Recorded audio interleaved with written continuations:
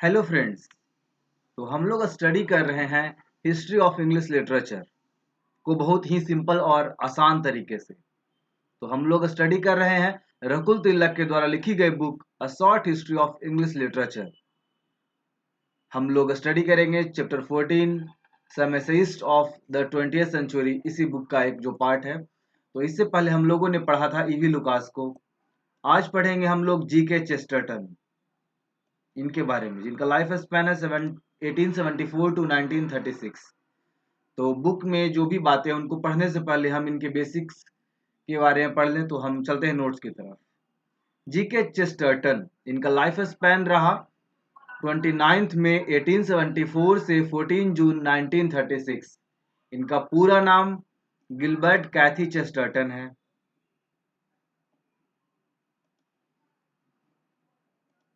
Gilbert कैथी Chesterton ये बहुत ही एक प्रोलिफिक जर्नलिस्ट और ऑथर रहे।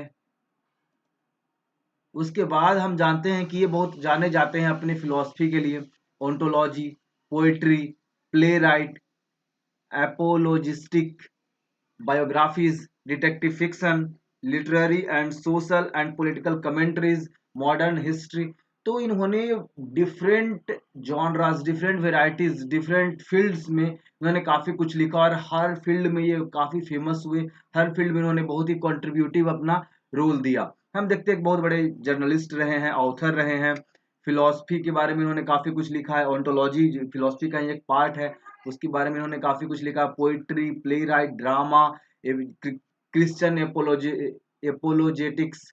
तो मतलब कहीं ना कहीं क्रिश्चियनिटी को डिफेंड करने की एक जो स्टडी है उसको हम लोग ये बोलते हैं क्रिश्चियनिटी एपोलोजेटिक्स। उसके बाद बहुत सारी biographies, detective fictions, literary, social and political commentaries. ये बहुत मतलब डिबेट डिस्कशंस वगैरह किया करते थे सोसाइटी में। इन सभी चीज़ों पे अपनी अपने जो थॉट है, अपने जो राय इनका जो है वो ओपिनियन वगैरह दिया करते थे। मॉडर्न हिस्ट्री पे इन्होंने काफ़ी कुछ लिखा है। तो हम देखते हैं कि he is a man of a style genius. इन्होंने बहुत सारे डिफरेंट डिफरेंट सब्जेक्ट्स मैटर पे इन्होंने अपनी बात को एक्सप्रेस करा है। possessing a keen wit, a comic genuine delight in paradox, and a gift from religious argument, he published nearly 100 books and over 4,000 newspaper columns and essays. तो हम देखते हैं इनके पास एक खास तरह का बिट है, इंटेलिजेंस है। बहुत ही जेन्यून तरीके से कॉमिक वे में पैराडॉक्स को प्रेजेंट करते हैं, मतलब दो डिफरेंट कॉन्ट्रास्टिंग आइडियाज को बहुत ही एक परफेक्ट तरीके से, बहुत ही कॉमिक तरीके से ये प्रेजेंट करते हैं। He is gifted with religious argument, religious arguments को प्रूव करना और रिलीजियस आर्गूमेंट्स को आप एक्सप्रेस करने में काफ़ी जो है एक अच्छे हैं।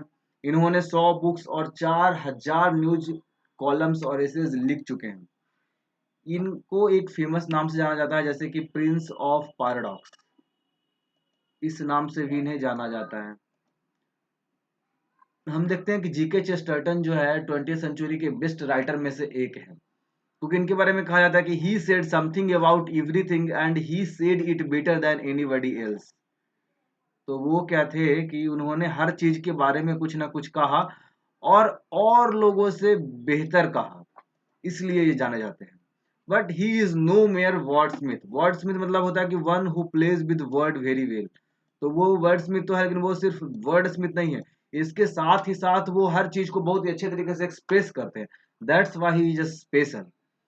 So he was very good at expressing himself, but more importantly he had something very good to express. तो वो बहुत ही कुछ अच्छी तरीके से चीज़ों को एक्सप्रेस करते थे, तो that was the special thing. और वो 20th सेंचुरी के ग्रेट राइटर हुए, क्योंकि वो एक मतलब अच्छे राइटर के साथ साथ वो एक अच्छे थिंकर भी थे। तो ये सारी क्वालिटीज उनको स्पेशल बनाती है। उनके नोटेबल वर्क्स हैं Charles Dickens 1903, the Napoleon of Notting Hills 1904, heretics 1905, the man who was Thursday 1907, orthodoxy 1908, the ballad of the white house 1911, it's a kind of poetry, Father Brown short stories, detective fiction, the everlasting man 1925। तो ये सब इनके कुछ खास works है जो हमें याद रखना चाहिए और हमें पता होना चाहिए। आगे देखते हैं। Noted one critic Chesterton is recognized by essayists as the greatest of essayists, by poet as magnificent poet, by humorist as a humorist of tremendous versatility, by philosophers as a profound philosopher, by controversialists as a deadly but lovable master of controversy, by political economists as a person of deep political insight, by novelists as a most able novelist, and by theologian as one who saw something far deeper than they are able to see into theological truths. तो उनके बारे में एक critic ने कहा है कि हर वो फील्ड में जिसमें इन्होंने कुछ ना कुछ लिखा, कंट्रीब्यूट करा, हर फील्ड के लोग इन्हें अपना मास्टर मानते थे। जैसे एसेइस्ट जो भी थे, वो इनको सबसे बड़े एसेइस्ट के रूप में जानते थे। पोएट समझते थे कि ये बहुत ही महान पोएट है। ह्यूमरिस्ट बोलते थे कि ये एक ऐसा वर्सटाइल जीनियस वाला ह्यूमरिस्ट ये है। फिलोसफर इनको बहुत ही प्रोफाउंड, बहुत ही डीप थिंकिंग वाले फिलोसफर्स मानते थे। कंट्रोवर्शियलिस्ट मानते थे कि ये बहुत ही एक लवेबल है, हर किसी के प्रिय है, और कंट्रोवर्सीज के जो है मतलब मास्टर थे। He was the master of controversy.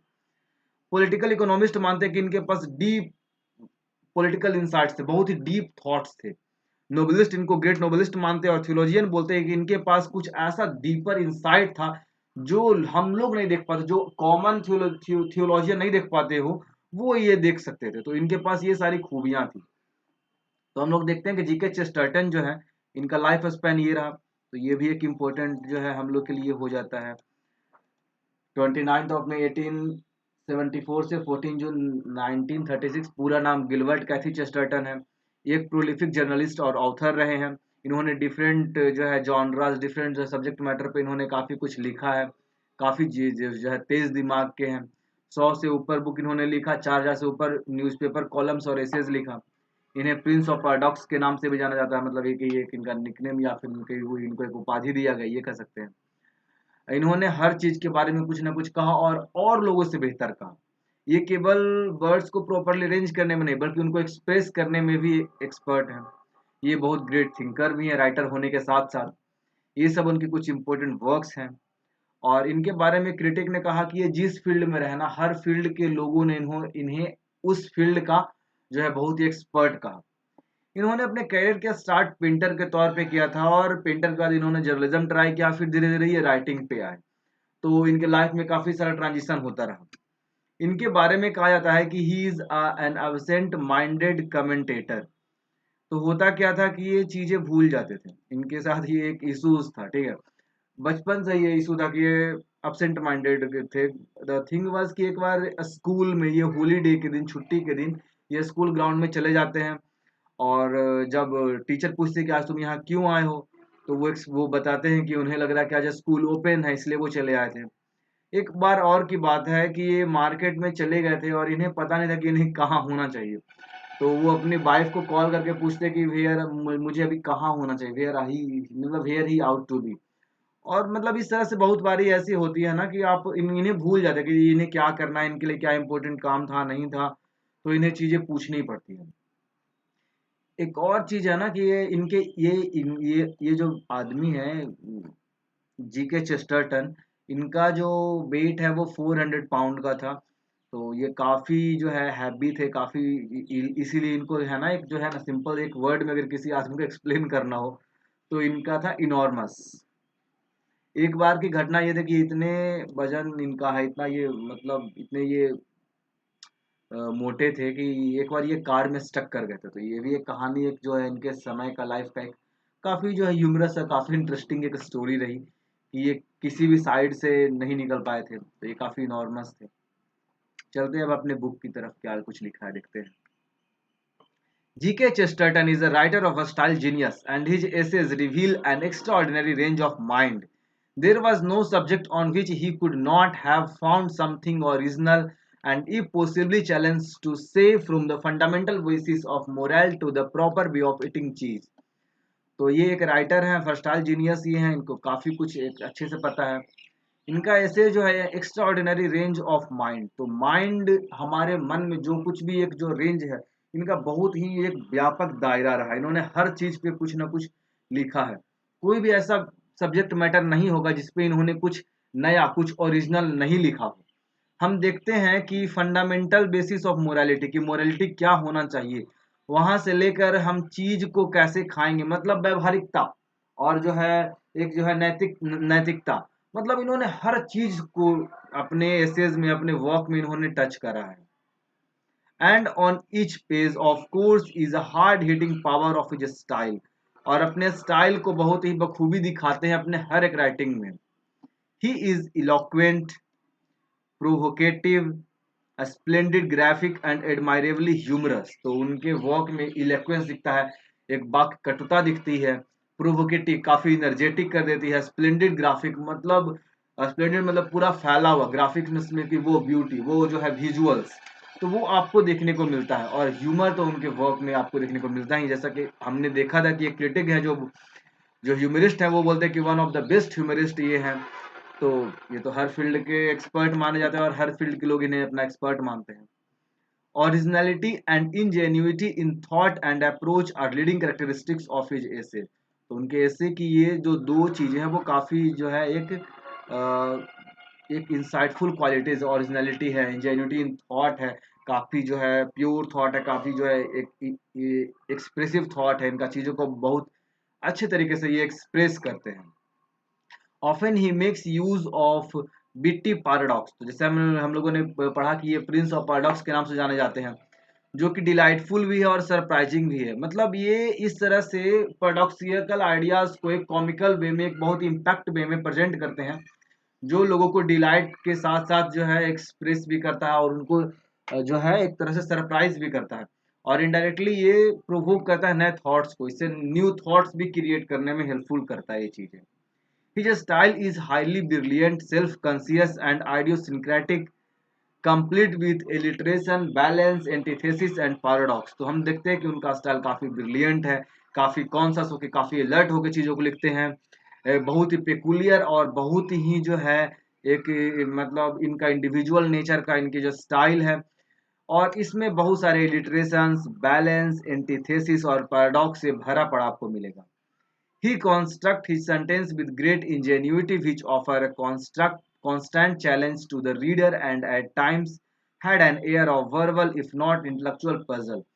तो वो शब्दों के साथ बहुत अच्छे तरीके से खेलते हैं। तो हम देखते हैं कि ऑल्दो उनका वर्ड्स जो है काफ़ी जो चीज़ों से इतने सारे जो है लिटरेरी डिवाइसेस से भरा पड़ा है कि कभी कभी रीडर को टफ होता है समझने में, उनको डिकोड करने, because you know he try to induce a lot of in-depth meaning, original ideas। तो you have to get through the work, you have to get through the text, और फिर आपको जो जो चीजें आपको निकल के आएगी ना, that will be of a different quality। तो ये चीजें हैं। हम देखते हैं कि the uses of diversity, tremendous trifles, तो ये सब ये दो इनकी इंपॉर्टेंट एसेस कलेक्शन में से एक है। So hope you enjoyed the lecture. आने वाले समय में हम हिलैरी बेलॉक को पढ़ेंगे। So till then stay tuned, bye.